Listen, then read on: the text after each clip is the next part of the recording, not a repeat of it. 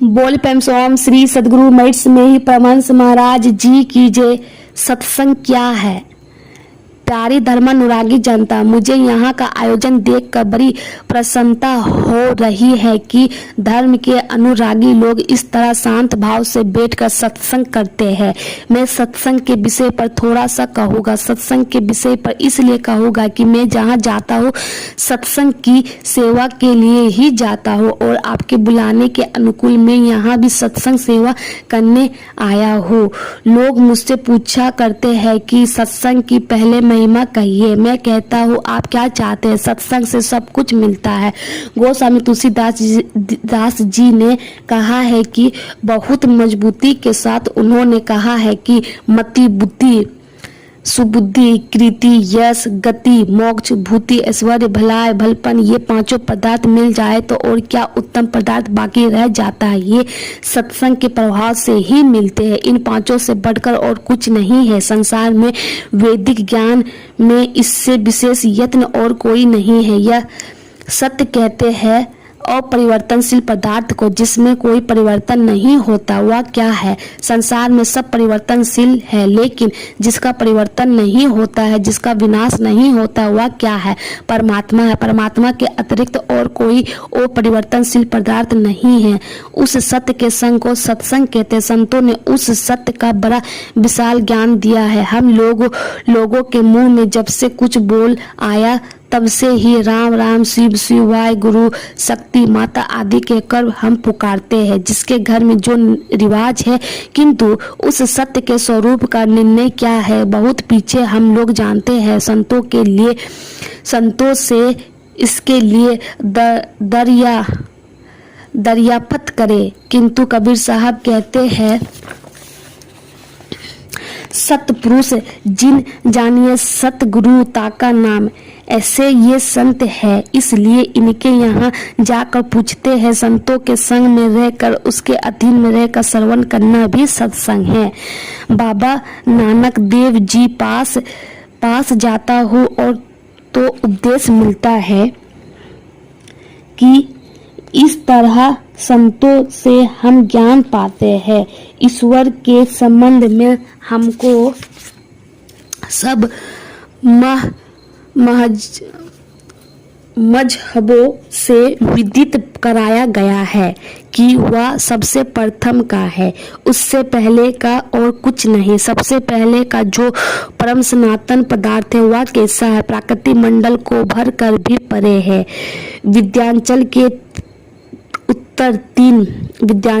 उत्तर तीन संतों कबीर साहब, गुरु नानक साहब और गोस्वामी तुलसीदास जी महाराज को लोग विशेष रूप से जानते हैं। ईश्वर के संबंध में इन संतों के वचनों से जानने में आता है कि तीन वचन एक है। कबीर साहब ने अनंत, गुरु नानक साहब ने अखल अपार और गोस्वामी तुलसीदास जी ने भी अनंत कहा। कबीर साहब ने कहा है कि वह चेतन को भी चेतन करने वाला है। आगे पीछे ऊपर नीचे अर्थात सब तरफ वह है, सबसे बाहर और सबके भीतर है सब में सब ही ते न्यारा। यानी गुरु नानक देव जी ने अखल अपार कहकर अनंता को ही जनाया और उस पर अपने को निछावर करने को कहा। सबसे पहले का पदार्थ कैसा है? सबसे पहले का पदार्थ कुछ ना कुछ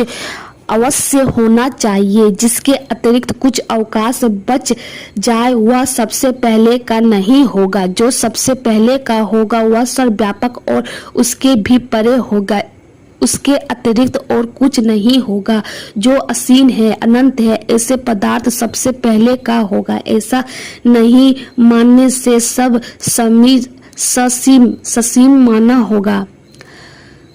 ससीम मानना होगा तो प्रश्न हो जाएगा कि उसके परे क्या है। एक अनादि अनंत कहे बिना प्रश्न हट नहीं सकता। जो अनादि अनंत है वह सबसे विशेष व्यापक होगा। जो सबसे विशेष व्यापक होता है वह सबसे विशेष सूक्ष्म होता है। एक शेर बर्फ की व्यापकता से उसके पानी की और पानी से यानी उसको वाष्प बना लेने पर उसके वाष्प की व्यापकता अधिक होगी। परमात्मा सबसे विशेष सूक्ष्म है, इसलिए उसकी अकल अपार अगम अगोचर कहा गया है।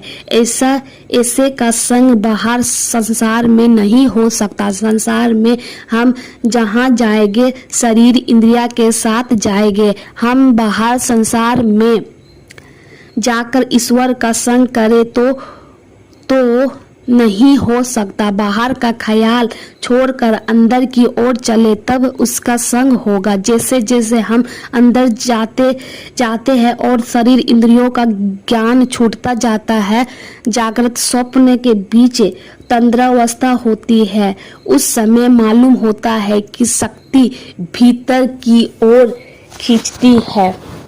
जो अंदर में प्रवेश करता है वह इंद्रियों के ज्ञान से छूटकर अपने स्वरूप को पाता है। ईश्वर का ज्ञान बहुत विस्तृत है, लेकिन मोटी में कहता हूँ कि ईश्वर इंद्रिय ज्ञान से परे है। इसलिए बाबा नानक देव जी ने अकल अगोचर आदि कहा है। आप संस्कृत ग्रंथों को व अपनी भाषा के ग्रंथों को पढ़िए, सब में मालूम होगा कि ईश्वर इंद्रिय ज्ञान के बाहर है, इसलिए बाहर में ईश्वर का संग नहीं होता है। उनके संबंध में जो ज्ञान सुनते हैं वह भी सत्संग है। ईश्वर के ज्ञान में उनके रंग में जो ज्ञान सुनते हैं वह भी सत्संग है। ईश्वर के ज्ञान में उनके रंग में जो मिले हुए हैं वह भी सत स्वरूप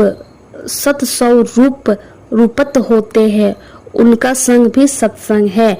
ईश्वर प्राप्ति का यत्न संतोष से मिलता है।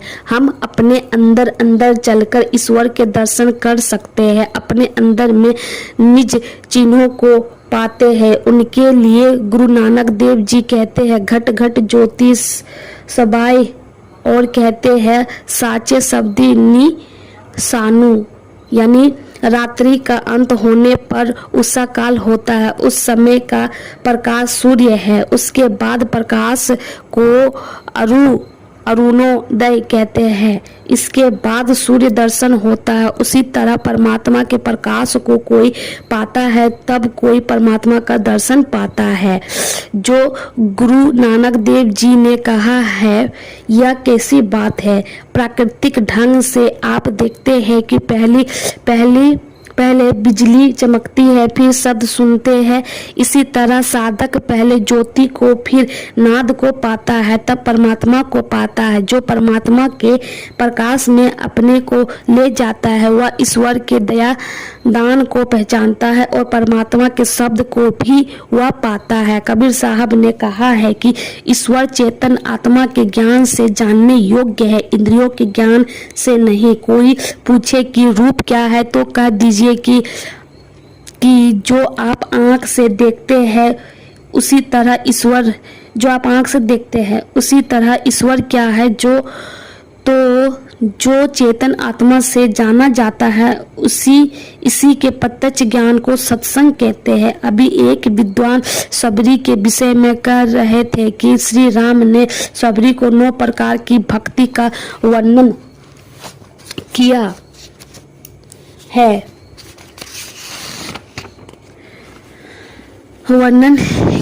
प्रथम भक्ति में पांचवी भक्ति मंत्र जप तक सभी जानते हैं।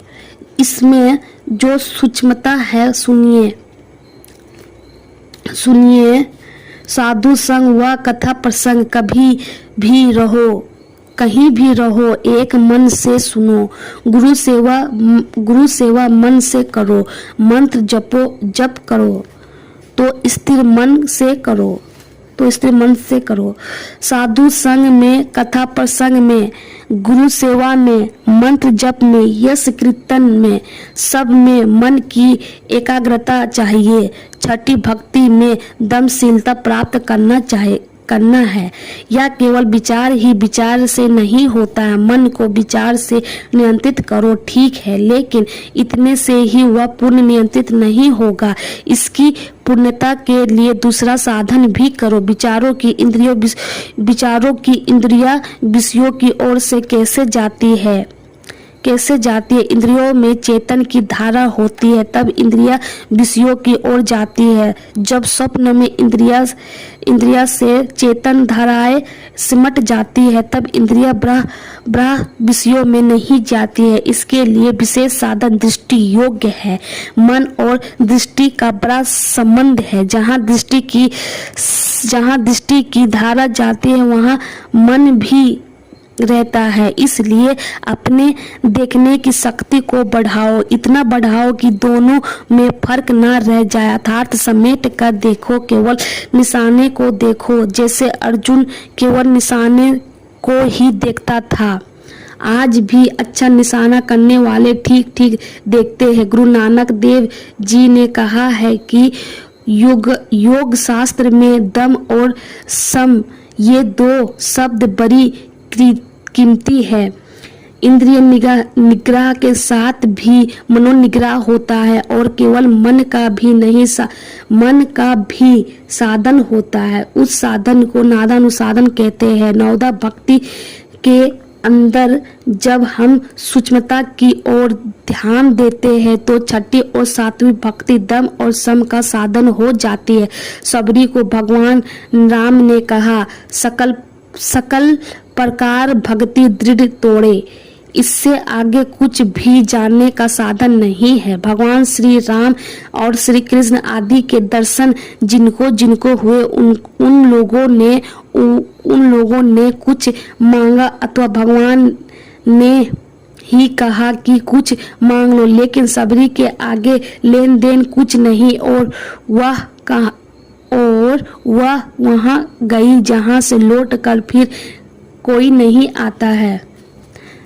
सबरी की भक्ति में कोई ऐसी कमी नहीं थी। ऐसा नहीं कि स्त्रीगण को गुरु की सेवा नहीं करनी चाहिए, बल्कि मर्यादा पुरुषोत्तम भगवान श्री राम सबरी से कहते हैं गुरुपद पंकज सेवा, तीसरी भक्ति अनाम अमान।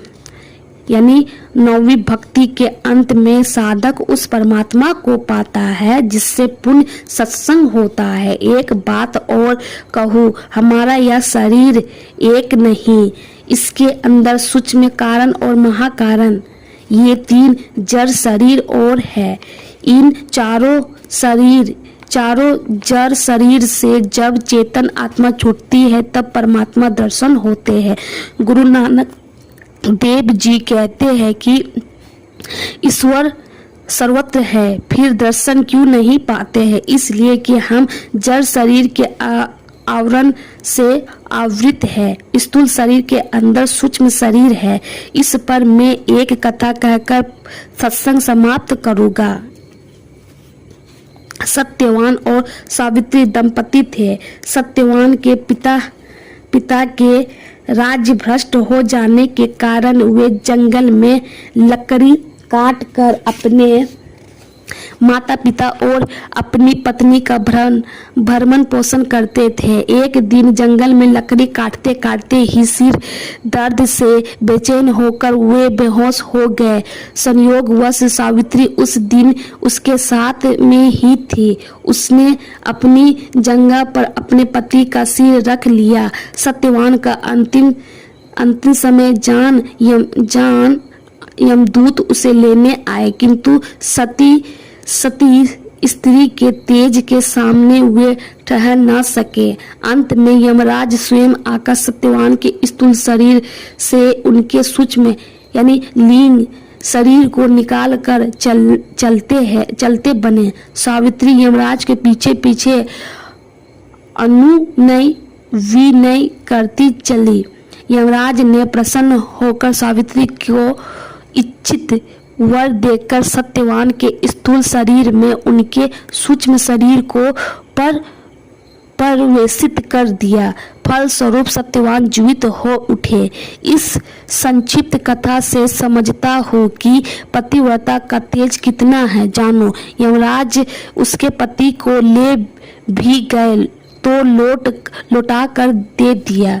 हमारे देश में चाहिए कि स्त्रियां पतिव्रता हो और पुरुष एक पत्नी व्रतधारी हो। जो पुरुष एक पत्नी व्रतधारी नहीं है उसका पतिव्रता स्त्री नहीं मिल सकता, उसको पतिव्रता स्त्री नहीं मिल सकती।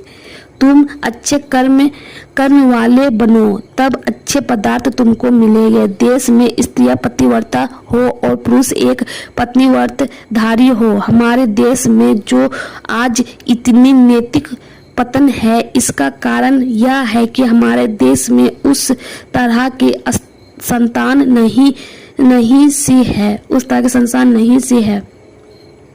पंच पापों से छूट कर रहे तो देश में कल्याण होगा। जहाँ ये पंच पाप झूठ, चोरी, नशा, हिंसा और व्यभिचार नहीं रहेगा वहाँ चोरी, डकैती, बदमाशी नहीं होगी। सभी शांति पूर्वक रहेंगे। पापों के करने वाले से ईश्वर की भक्ति नहीं होगी। ईश्वर की भक्ति करने वाले को पापों से छूटने का बल मिलता है और पापों से छूटने पर ईश्वर की भक्ति में बल मिलता है। बोल प्रेम से ओम श्री सद्गुरु महाराज की जय।